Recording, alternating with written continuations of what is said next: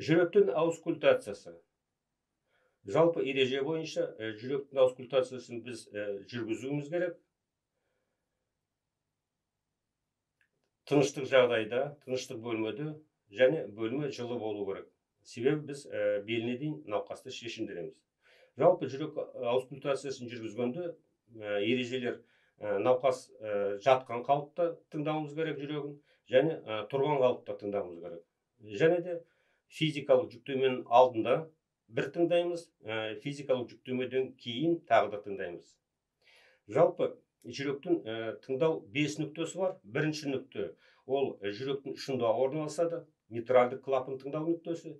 Екінші нүкте, екінші қабырғалықта төс сүйегінің оң жағында орналасады, ол қол қақпақшасын тыңдайтын нүктесі. Үшінші нүкте, екінші қабырғалық төс сүйегінің сол жағында, ол өкпе сауалын тыңдау нүктесі. Төртінші нүкте, үш жармалық қақпақша клапан тыңдайтын нүктесі, семсет әлді өсімдікте. Және қосымша нүкте Боткин эрба нүктесі, ол қосымша қолқа қақпақшасын тыңдайтын нүктесі орналасады, сол жағынан үшінші қабырға төске бекіген жері.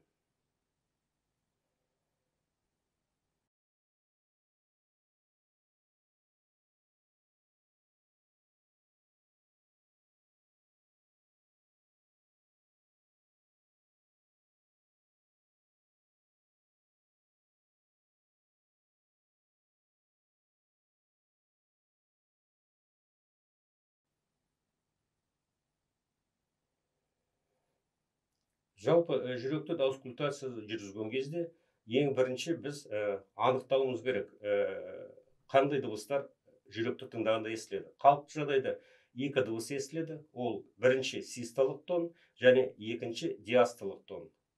Біздің мақсатымыз осы әрбір 5 нүктеде ажырату, қайсысы бірінші тон болады, қайсысы екінші тон болады.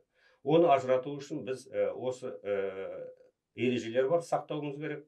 Бірінші тон екінші тонға қарағанда бірінші және төртінші нүктеде қатты естіледі, ұзақ болады, тональность төмен болады.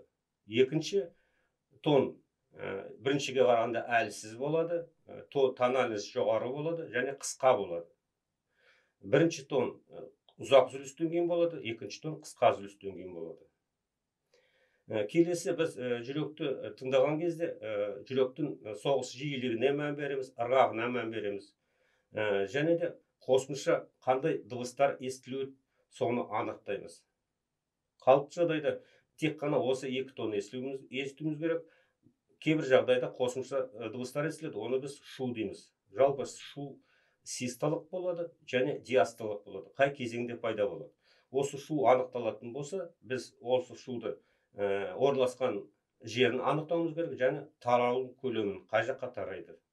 Осылай біз жүректің аускультациясын жүргіземіз.